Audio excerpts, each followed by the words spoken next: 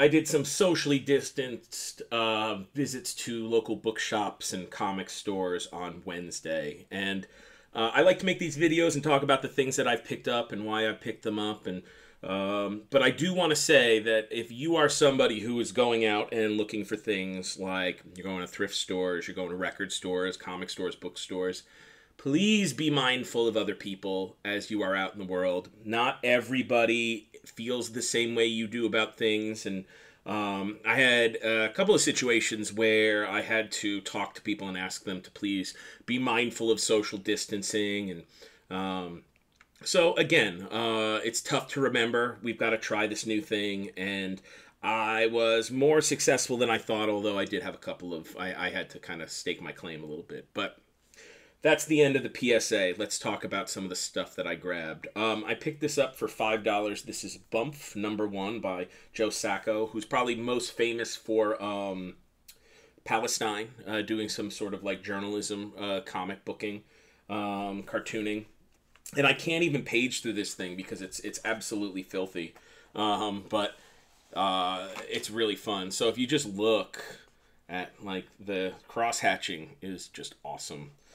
Even compositions on panels like these, all of the characters sort of stacked up. I love that. And I'm not going to flip through this one, but again, Joe Sacco, he's cool. I like his stuff. I also picked up this. I picked this beauty up from Up and Away Comics in Blue Ash. They have a new location off Pfeiffer Road now, and I've been buying these EC Archives collections. I don't love the there it is, the Comic Book Lovers Shop, Up and Away. I don't love the shininess of the paper. You can even see it if I hold it like there. But this is my vehicle for getting EC stuff. I really don't have any. It wasn't reprinted widely for me when I was growing up, so I have no experience with EC. So I picked this one up. It's got a nice, it covers a spread of a lot of artists who I especially like in the EC catalog. This has Wally Wood in here, Graham Ingalls is in here, Jack Davis, Joe Orlando's in here a little bit. Jack Kamen, who I really like that's probably the discovery of this for me.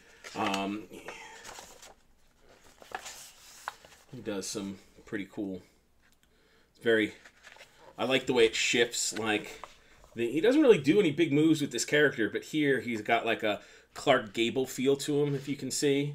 And then as the story goes on, he's not Clark Gable, but like he's just like definitely focusing that energy in a different way. So I like that. What I like about this book is that Shocking Suspense Stories was horror, war, crime, science fiction. It sort of covered a lot of different bases. So this seemed like a good place to start, although I do have a couple of Tales from the Crypt EC Archives as well. I also picked up this oversized Stray Bullets Volume 1. Anyone who's my age loves Stray Bullets. Stray Bullets is great. It's crime, David Lapham, and one of the things I like about Stray Bullets, especially in this situation, is how much Lapham sticks to this 8-panel thing. I'm working on something right now where I'm just doing 4 panels, 4 panels, 4 panels, 4 panels, and it's more like a comic strip than it is a comic book, but I really do like the way that goes. And when he violates it, it's always a big moment. This is kind of a Halloween. That's kind of an iconic character. See, so when it's violated, it's a big move, and I like that. So those were the books I got, and now let's look at the comics that I got. I love that I don't really need to worry about people looking at this because I do not believe anybody will, but it's good for me to talk about things out loud sometimes. Most of these were picked up for like $1 to maybe $3. I picked up issues 7, 8, and 9 of Teenage Mutant Ninja Turtles. I don't really go after the Turtles all that much. I am definitely more of a Saturday morning cartoon Ninja Turtle guy. That's where I got my Turtles. But these are cool comics, and it's nice to have a couple on hand. I think 7 is really where the print runs got to a place where this is an easy find at like $2. And 8 and 9. And I also picked up this Donatello micro series, which is probably one of the more famous Ninja Turtle stories as far as it's been adapted as picture books and stuff. That's a cool double page. This one bends at the knee to Jack Kirby quite a bit, who the creators, Eastman and Laird, were huge Kirby fans. So you can see this is Kirby, and he draws things, and these are very like Fourth World inspired, and some of the Kirby dots. So I was glad to find that, because I was ready to pull the trigger on buying that for like $10, because I just wanted it for my own, and I found it for like $3, so that was cool. I picked up Optic Nerve 8. This is the issue that has Bomb Scare in it, which David Eggers collected in, I think it was one of those Best American non-required readings. For a while, they were good about collecting a couple of full comics, and it's about high school, and it's... I didn't open it because I have it. I have the David Eggers thing handy, but I pick these up whenever I see them. Rescue Mission. I also picked up the Nimrod. This is number 4. This was published in 2000. I have no idea. I've never heard of Nimrod before, but here's what I like about it is when you look at it, it is pretty much all line art with some blacks, like very sparingly used blacks. And it still reads well, but like if you look at that page, like besides the guy's pants, everything is just line art. This would probably color, interestingly. But I do like it with black and white because you can see the way that the blacks sort of come in, and when the blacks are used, they make a nice impression. The Nimrod.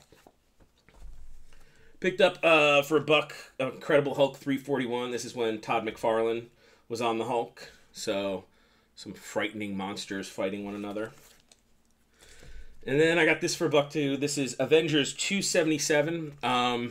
I know this just from being a comic book geek. I'm not a big Avengers fan, but this is the Masters of Evil take over Avengers Mansion, and this is Baron Zemo, and Captain America fights Baron Zemo, and I think they are victorious, but there's a classic scene here where Captain America, who is a, sort of from the 40s, living in the world of today, is he's crying because Baron Zemo ripped up the only picture that Cap has of his mother, which is, I think that's kind of cool.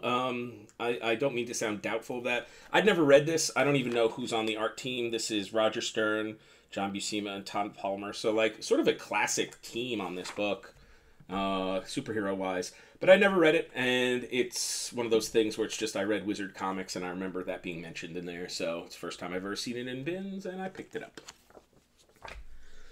I picked up this Daredevil Man Without Fear, too, because of the John Romita Jr. art. I haven't even opened this up yet. Yeah, even from the cover, you can tell Romita was really on his game here. All right, I went to a store that had a lot of... This is nice. Magazines are usually go one of two ways in used bookstores. Either they don't know what to do with them, so they don't charge much, or they think they've got gold and they charge like $20 a piece. This was the end of the spectrum where I think each of these was $2 or $3. I picked up some Warren mags. I think most of these are Warren mags. I picked up Eerie. This is Eerie 103. So this has some Paul Gulacy in here, who I like.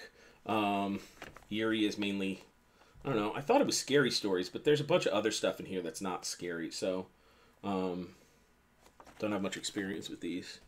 Then I picked up Goblin, which is another Warren mag. I think this is more trending toward fantasy. An issue of Creepy. I think this has some nice Walter Simonson art. I think that might be this. Maybe here. Well, there's some good stuff in here. It seems like, obviously it's mostly space stuff.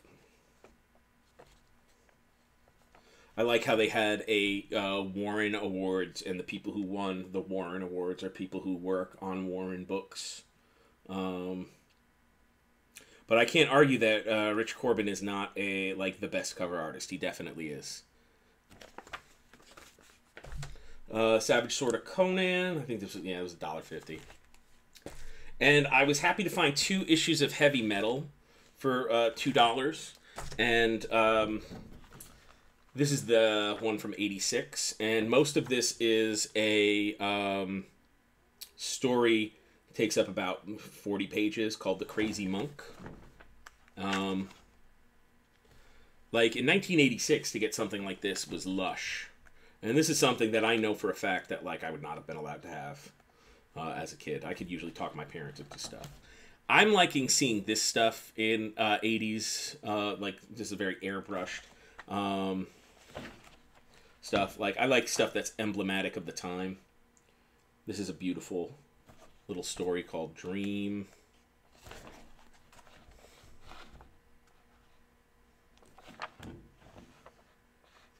Yeesh.